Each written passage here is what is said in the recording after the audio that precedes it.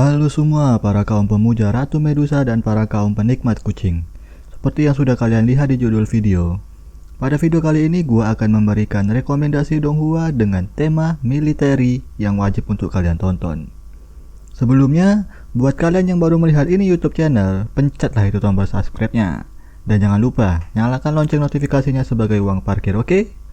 Tanpa banyak bacot dan basa-basi lagi, langsung kita masuk ke videonya. Let's go! Legend of Exorcism. Setelah menjalani seluruh hidupnya di Gunung Taiheng, setengah Yao Kong Hong Jun akhirnya diberikan kesempatan untuk menjelajahi dunia manusia.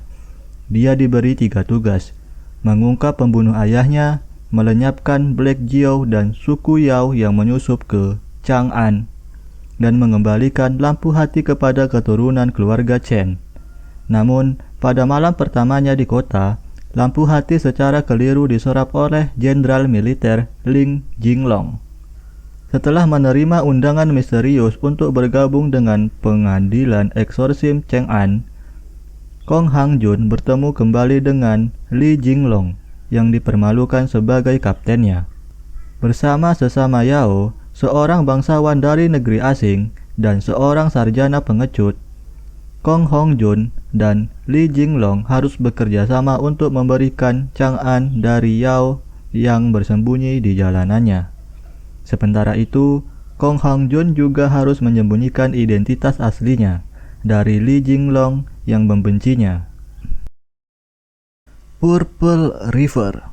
200 tahun yang lalu, di medan perang pertempuran Sungai Biru, pasukan terakhir Kekaisaran Cahaya yang tersisa runtuh di tengah jeritan setan. Ketika Fiel Marcel dan Kaisar terakhir jatuh, dunia Sungai Barat yang kacau tidak lagi memiliki penguasa yang sama. Faksi-faksi terbentuk dan konflik yang tiada akhir pun terjadi. Kekuatan militer menjadi satu-satunya mata uang untuk bertahan hidup. Dan impian untuk menyatukan kembali wilayah-wilayah tersebut menjadi satu-satunya tujuan banyak penguasa di generasi-generasi setelahnya. Di bagian tenggara negeri itu, sebuah faksi kuat dengan sejarah lebih dari 200 tahun, keluarga Zixuan, melawan iblis di timur, bertahan melawan keluarga Liu Feng di barat, dan menguasai keluarga Lin di selatan. Untuk mencapai ambisi besar mereka dan memperluas garis keturunan keluarga mereka, banyak sekali pahlawan Zixuan yang menyerahkan nyawa mereka untuk membuat himne yang luar biasa menjadi hidup. Ini adalah sebuah kisah tentang keluarga legendaris dan 100 tahun darah dan air mata mereka. I am the only God. Di tanah Tiongkok yang luas, para dewa yang bertanggung jawab atas hukum langit dan bumi meninggal dunia dan kehilangan batasan hukum. Kekuatan kegelapan akan bergerak, mencoba mendumbangkan seluruh daratan. Ning Chen adalah seorang penjaga biasa di istana Chenglan. Dia memperoleh kekuatan menelan roh secara tidak sengaja dan meningkatkan tingkat kultivasinya. Awalnya, dia bisa mengimbangi ini, namun krisis mulai tertidur. Pertama, kroni kerajaan saling mengkhianati. Para pemimpin kekaisaran berpaling satu sama lain. Dalam menghadapi banyak kesulitan, Ning Chen berpegang pada prinsip melakukan hal-hal sebanyak kemampuannya dan tanggung jawabnya. Dengan berani mengangkat para pemimpin dan menghadapi kesulitan bersama dengan putri Hua Wan Yue dan lainnya, dan menyelesaikan satu krisis demi krisis. Namun, skema berbahaya dan saling terkait musuh, Ning Chen dan lainnya secara bertahap menemukan bahwa ada konspirasi yang lebih besar yang menunggu mereka untuk disingkirkan. Bu Liang Ren. Li Xingyun merupakan seorang anak yatim yang diasuh oleh seorang guru silat ternama. Setelah kakeknya dibunuh oleh Hai Wu Cheng dan Bai Wu Cheng, dewa dan dewi kematian yang merupakan antagonis paling ikonik. Ia tidak sendiri. Ia mempunyai seorang saudara perempuan bernama Lu Linshuan, yang ayahnya juga dibunuh oleh Bai Wu Cheng. Lu Linshuan lah yang akan menemani sepak terjang Lu Xingyun sepanjang cerita. Dengan dipenuhi keinginan untuk balas dendam, Li Xingyun berlatih dengan keras. Namun, konflik yang ada berkembang jauh dan membawa Li Xingyun ke dalam misi yang lebih besar dari sekedar balas dendam. Lee Xingyon ternyata berdarah biru dan merupakan pewaris tunggal dari pedang naga. Dan hanya dirinya lah yang mampu membuka kunci menuju keabadian. Dengan cepat, namanya menjadi terkenal di dunia persilatan dan menjadi incaran penguasa-penguasa dan musuh-musuhnya yang ingin menaklukkan dunia.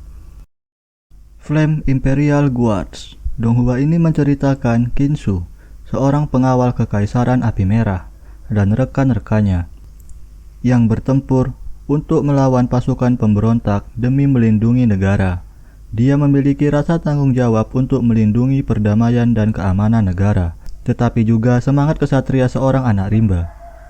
Qin Hu yang selalu menjadi pria yang halus dan tidak terkendali, secara bertahap ditarik ke dalam konspirasi besar yang mempengaruhi dunia.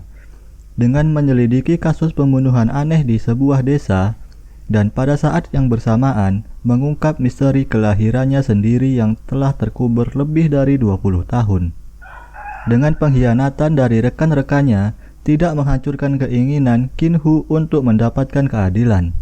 Pada akhirnya, karakter karismatiknya menginspirasi teman-temannya, dan mereka bekerja sama untuk mengungkap dalang di balik kasus ini untuk membawa keadilan kepada nyawa orang-orang yang tidak berdosa, membawa perdamaian ke dunia, menjaga kerajaan tetap utuh, dan untuk mengembalikan kepercayaan nama pengawal api merah yang dipercayai rakyat. Battle between Gods and Humans. Seorang utusan surga telah tiba di Zhaoge, yang telah diperintah oleh dinasti Sheng selama beberapa generasi. Kaisar saat ini, yang bernama Zizou, menolak untuk menundukkan kepalanya di hadapan para dewa, dan menyatakan kepada utusan bahwa dia tidak akan lagi menerima tirani surga. Para dewa tidak menerima hal ini dengan baik, dan tak lama kemudian, Kaisar negeri tetangga, Bu Jifa, memimpin perang salib melawan pemberontak Sheng. Selama pertempuran, pasukan Sheng sangat kewalahan, dan ketika ibu kota tinggal beberapa inci lagi untuk direbut, Zhou bergabung dalam pertarungan. Meskipun dia menerobos barisan musuh dan berjalan menuju Jifa, tiba-tiba sesosok dewa jatuh dari langit, mendarat tepat di hadapannya, bersiap menghadapi pembuat onar secara pribadi. Nova Land Eagle Flag. Ceritanya berlatar di Qingyang dan menggambarkan perebutan kekuasaan di antara suku-suku nomaden utara, serta perselisihan antara Qingyang dan Tanah Timur. Sebagai seorang anak, putra mahkota Qingyang, Lu Guizhen dikirim untuk tinggal bersama suku Yangzhen oleh Yang Mulia. Setelah suku tersebut memberontak, Lu Guizhen dibawa kembali ke kota Buedu. Namun, kakak laki-lakinya tidak menghargai putra mahkota yang muda dan lemah ini. Malah hanya berfokus pada persaingan satu sama lain untuk menduduki tahta. Namun setelah mengalami pembastisan perang dan naik turunnya kehidupan, Lu Guizhen dengan kepribadiannya yang lembut secara bertahap menjadi dewasa dan mendapatkan kekuatan di tengah perebutan kekuasaan dengan kakak laki-lakinya. Selama waktu itu, keluarga kerajaan di negeri timur sedang mengalami kemunduran, dan beberapa negara feodal bermunculan. Penguasa agung Qingyang berusaha menggunakan aliansi dengan negara bagian Xiatang untuk mencapai ambisinya mendominasi timur. Oke lah guys, segitu aja rekomendasi Donghua bergenre militeri dari gua. Kalau menurut kalian, dari rekomendasi yang gua sampaikan tadi, mana Donghua yang menurut kalian paling seru? Tulis aja di kolom komentar. Dan buat kalian yang punya rekomendasi sendiri, bisa juga tulis di kolom komentar. Gua Fauzan undur diri, sampai jumpa di next video. Bye bye.